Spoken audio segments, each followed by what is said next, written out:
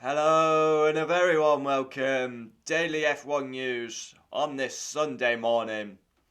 In today's video, we're going to cover Max crashing out at Le Mans in the virtual race.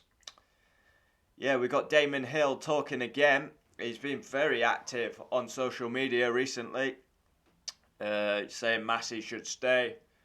Vettel wanted more in his first season with Aston.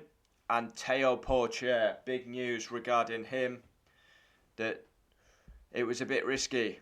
So, yeah, we've not got much news today actually. I was expecting some car reveals, but we've not got that either. We've got a bit of news regarding Fernando Alonso, oldest driver. And I think he's had surgery again regarding that cycle accident. So, yeah, we'll jump into Max crashing out of Le Mans. So, Max has been competing in a 24-hour Le Mans race, virtually, and he crashed out of the lead. Yeah, wow. The F1 World Champion was leading in the virtual race and he crashed out. Yeah. F1 Champion Max crashes out of the lead of the virtual Le Mans race. Yeah. Unbelievable. Yeah. He's had problems in the past when he's at Spa that time when his foot pedal broke. Yeah. Good job it wasn't real life. That's all I can say. Once again, we have Damon Hill talking. He's been quite controversial recently, saying Hamilton fans should get over it. And now he's come out saying Michael Massey should remain. I think Michael has learnt his lesson. I think we need someone who has some experience. These people know what they are dealing with. He just needs backup and needs to be given confidence that he can lay down the law according to what he wants to see done. Assuming, of course, he wants to be... That doesn't even make sense. Assuming, of course, he wants it to be run to the regulations. So yeah, Damon Hill saying Massey should remain. We did a video on that this morning. I think his job's untenable at the minute. Jumping into other news and Sebastian Vettel. Yeah, not hap. He expected much more in his first season with Aston. Yeah, it was a bit of an up and down season for Vettel really, because yeah, I mean, he did really well at Baku, getting second. Then he was fighting for the win at Hungary, but got disqualified.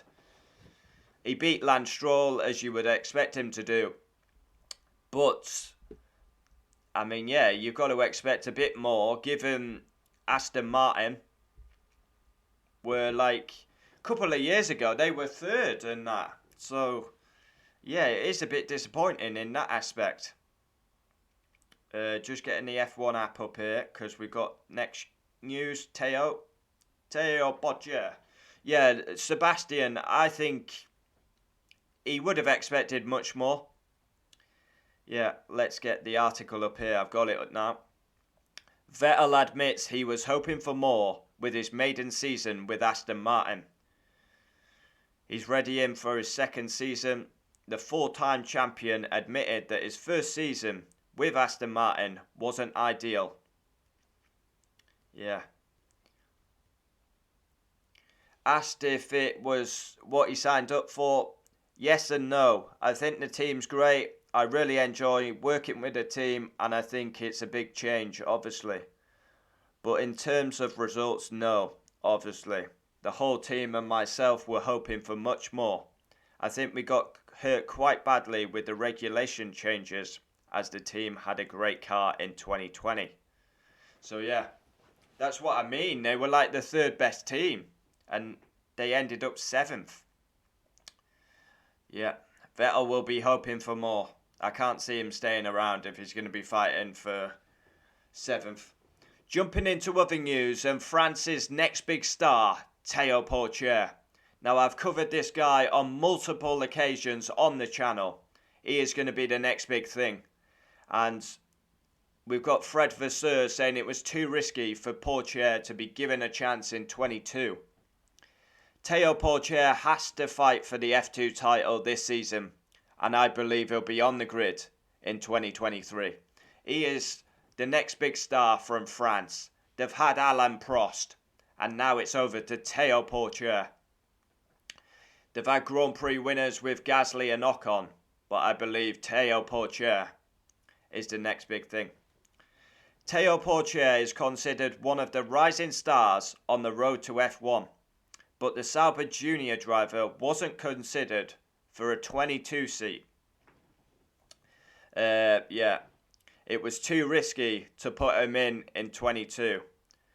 Theo needs to fight for the World Championship in F2 Championship, and yeah, he's basically going to be guaranteed an F1 seat. Yeah. I mean, he became the youngest pole sitter and youngest winner in Monaco. Yeah, I've got high hopes for Theo, I really do. He had a fantastic debut season in F2. Yeah.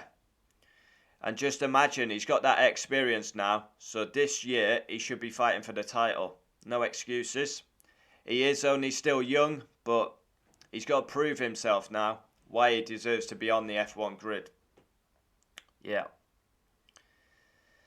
He's going to be given FP1 sessions, testing, all good experience for Theo. And yeah, Vasseur has said Pourchaire will do some FP1 sessions, will do some test days, and hopefully he fights for the championship. Yeah, disappointing season for Alfa Romeo as they were miles behind. Finishing 9th is unacceptable. Fernando Alonso seems to have had more surgery on that. Before the start of the season, he had a cycling accident. He's the oldest driver on the grid. Looks like he's had a bit more surgery, removing something to do with them, removing them titanium plates. So, yeah. Interesting. Bit of a quiet day on the F1 news, actually. Usually I've got like 6, 8 headlines. We've only got 4 or 5 today. I was expecting more reveals of car dates, car launches. We've only had Aston Martin so far. And testing's only like a month and a week away. Thanks for watching. Support's been amazing on these videos. So yeah, thanks. Amazing. Really is.